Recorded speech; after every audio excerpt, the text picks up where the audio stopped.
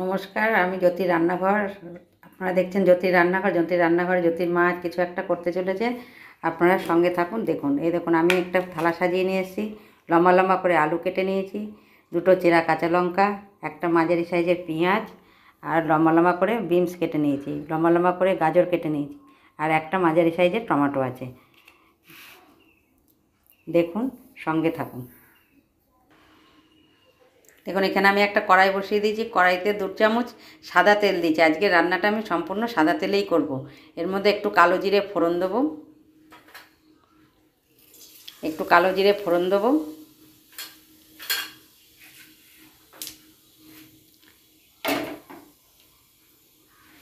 এবার একে একে আমি এই আলুটা দিয়ে দেবো, বিনসগুলো দিয়ে দেবো, গাজরটাও দিয়ে দেবো। দিয়ে আমি একটু হালকা লাল করে ভেজে নেব। সামান্য একটু নুন দিয়ে দেবো,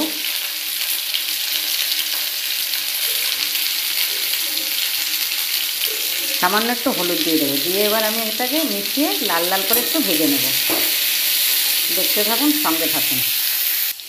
দেখুন, আমি এই পর্যায়ে ভেজে নিয়েছি। আমি এর মধ্যে পেঁয়াজটা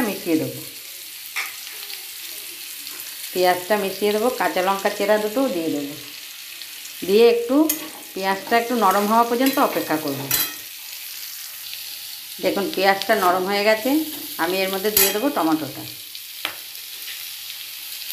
এর মধ্যে টমেটোটা দিয়ে একটু নরম হয়ে যাবে। সবজিতে নুন দিয়েছিলাম অল্প, আর হলুদও অল্প দিয়ে ভাজা করছি। যেহেতু নুনটা দিয়েছি, নরম হয়ে যাবে, সেই জন্য। জ্যোতির রান্নাঘরে জ্যোতির মা রান্না করছে। জ্যোতির পাশে একটু থাকবেন, জ্যোতিকে একটু সাহায্য করবেন একটু এগিয়ে যেতে। আপনারা পাশে থাকলে জ্যোতি একটু এগিয়ে যেতে পারবে। আপনারা যদি সাহায্য না করেন, জ্যোতি একটু এগোতে পারবে না। আপনারা যদি সাহায্য করেন, একটু এগিয়ে যেতে পারবে।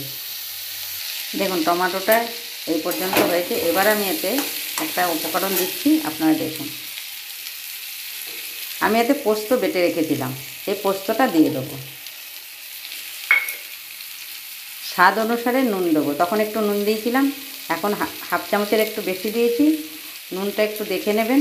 আমি এখানে দুজনের পরিমাণে তরকারি করছি, আপনারা চাইলে কমানো বাড়ানো করে দিতে পারেন। আমরা রোজই ভাবি যে টিফিনে কী দেবো, চটজলদি কিছু একটা করতে চাই, তখন এই তরকারিটা আপনি পরোটা বা রুটির সঙ্গে টিফিনেও দিতে পারেন, বা আপনারা সকালবেলা টিফিনেও বাড়িতেও খেতে পারেন। দেখতে থাকুন, সঙ্গে থাকুন। দেখুন, এবার এটা কষানো হয়ে গেছে।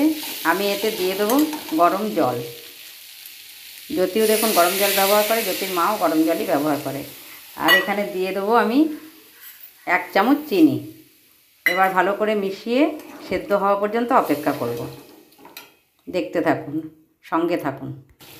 দেখুন, তরকারিটা আমার হয়ে গেছে, সেদ্ধ হয়ে গেছে। অফ ক্যামেরায় আমি একবার দেখে নিয়েছিলাম। দেখুন, আলু সেদ্ধ হয়ে গেছে, গাজর সেদ্ধ হয়ে গেছে, আর কত সুন্দর রঙের সেজেছে। দেখুন, সবুজ, সাদা,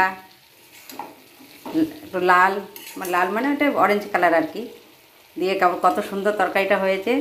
আর আমি ছোটো চামচে 2 চামচ পোস্ত দিয়েছি। পোস্তটা শিলনোড়ায় বেটে নিয়েছি। আপনাদের হাতের কাছে যদি শিলনোড়া না থাকে, মিক্সিতেও গুঁড়িয়ে নিতে পারেন। জ্যোতির পাশে থাকবেন, সঙ্গে থাকবেন, আপনারা একটু এগিয়ে যেতে সাহায্য করবেন। তরকারিটা এবার আপনাদের সার্ভ করে নাবিয়ে দেখাচ্ছি আমি। দেখুন, তরকারিটা কত সুন্দর হয়েছে, নাবিয়ে দিয়েছি আমি। তরকারিটা আপনাদের যদি আমার ভালো লেগে থাকে, আপনারা দেখবেন, সকলে সাবস্ক্রাইব করবেন, পাশে থাকবেন, সঙ্গে থাকবেন। জ্যোতির রান্নাঘরে জ্যোতির মা আজকে রান্নাটি করেছে। যদি ভালো লেগে থাকে আপনাদের, সাবস্ক্রাইবার করবেন, শেয়ার করবেন, কমেন্ট করবেন। সকলে ভালো থাকবেন, সুস্থ থাকবেন। আশা করি জ্যোতির পাশে আপনারা সবাই থাকবেন। ধন্যবাদ।